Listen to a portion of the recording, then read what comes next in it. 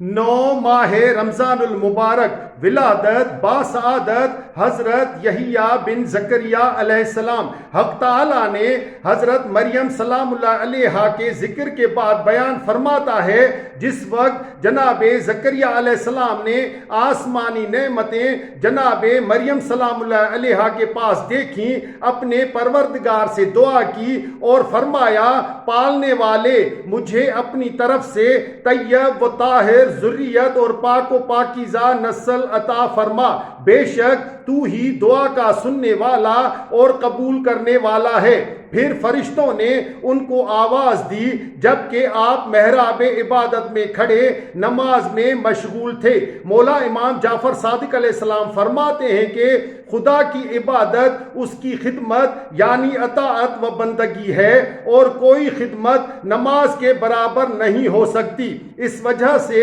ملائکہ نے حالت نماز میں جناب زکریا علیہ السلام کو ندا کی، بے شک خدا تم کو جناب یحییٰ علیہ السلام کی خوشخبری دیتا ہے جو خدا کے کلمہ یعنی حضرت عیسیٰ بن مریم علیہ السلام کی تصدیق کرنے والا ہوگا اور سردار اور علم میں بزرگ ہوگا، عبادت اور اخلاق کے پسندیدہ رکھنے والا اور شائستہ پیغمبروں میں سے ہوگا۔ مولا امام جعفر صادق علیہ السلام فرماتے ہیں کہ جناب زکریا علیہ السلام نے عرض کی کیوں کر میرے لڑکا ہوگا حالانکہ میں بوڑھا ہو گیا اور میری زوجہ بانجھ ہے۔ مروی ہے کہ اس وقت جناب زکریا علیہ السلام کی عمر 120 سال کی تھی اور آپ کی زوجہ 98 برس کی بوڑھی ہو چکی تھی۔ علی بن ابراہیم نے روایت کی ہے کہ وہ عاقر تھیں یعنی حائض نہیں ہوتی تھیں، اور یہ سوال حضرت کا خدا کی قدرت سے بعید ہونے کے خیال سے نہ تھا بلکہ اس نعمت کا اظہار مقصود تھا یا اظہار تعجب کی غرض سے تھا کہ میری اور میری زوجہ کی اس پیری اور ضعف کی حالت میں لڑکا ہوگا۔ خدا نے فرمایا کہ حق تعالیٰ یوں ہی جو چاہتا ہے کرتا ہے۔ عرض کی پالنے والے میرے لیے اس وقت کی کوئی نشانی مقرر فرما دے۔ خدا نے فرمایا کہ تمہاری علامت اس وقت یہ ہوگی کہ تم 3 روز تک لوگوں سے سوائے اشارے کے بات زبان سے نہ کر سکو گے، اور ان 3 دنوں میں خدا کی تسبیح و تقدیس کثرت سے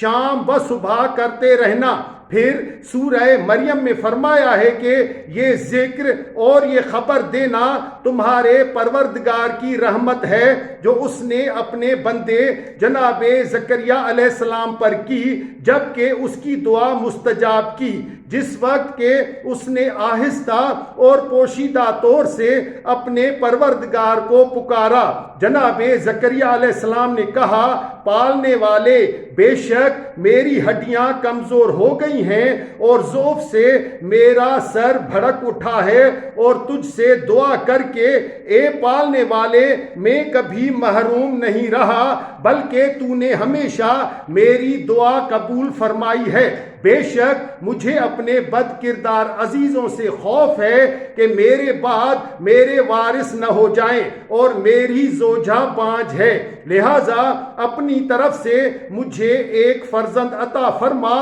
جو میری میراث کا میرے تمام رشتہ داروں سے زیادہ حقدار ہو، جو میری اور آل یعقوب کی میراث پائے، یعنی یعقوب پسر ماسان جو جناب مریم سلام اللہ علیہا کے چچا تھے، یا یعقوب پسر اسحاق کی میراث، اور اسے میرے پروردگار اس فرزند کو پسندیدہ عادات و اخلاق عطا فرما۔ علی بن ابراہیم نے روایت کی ہے کہ جناب زکریا علیہ السلام کے اس وقت تک کوئی فرزند نہ ہوا تھا جو ان کے بعد ان کا جانشین ہوتا اور ان کی میراث پاتا۔ اس وقت جناب زکریا علیہ السلام عباد و علماء بنی اسرائیل کے سردار تھے اور بنی اسرائیل کے ہدیے اور نذر وغیرہ کی چیزیں ان لوگوں کے لیے معین تھیں، اور جناب زکریا علیہ السلام کی زوجہ جناب مریم کی بہن عمران پسر ماسان کی بیٹی تھیں، اور یعقوب پسر ماسان اور ماسان دوسری تمام اولاد اس وقت بنی اسرائیل اور ان کے شہزادوں کی سردار تھیں اور وہ لوگ حضرت سلیمان علیہ السلام کی اولاد سے تھے۔ خدا نے جناب زکریا علیہ السلام کو آگاہ کیا کہ ہم تم کو ایک فرزند کی خوشخبری دیتے ہیں جس کا نام ہم نے یحییٰ علیہ السلام رکھا ہے کہ اس سے پہلے کسی کا یہ نام نہیں رکھا تھا، یا یہ کہ اس سے پہلے کسی کو اس کے مانند نہیں پیدا کیا تھا۔ جناب زکریا علیہ السلام نے عرض کی، پروردگار میرے لیے لڑکا کیوں کر ہوگا، حالانکہ میری زوجہ بانجھ ہے کہ جوانی میں کوئی بچہ اس کے نہ ہوا، اور اب تو میرا بڑھاپا آ گیا ہے، میرے اعضاء خشک ہو گئے اور میں بڑھاپے کی انتہا کو پہنچ گیا۔ خدا نے فرمایا کہ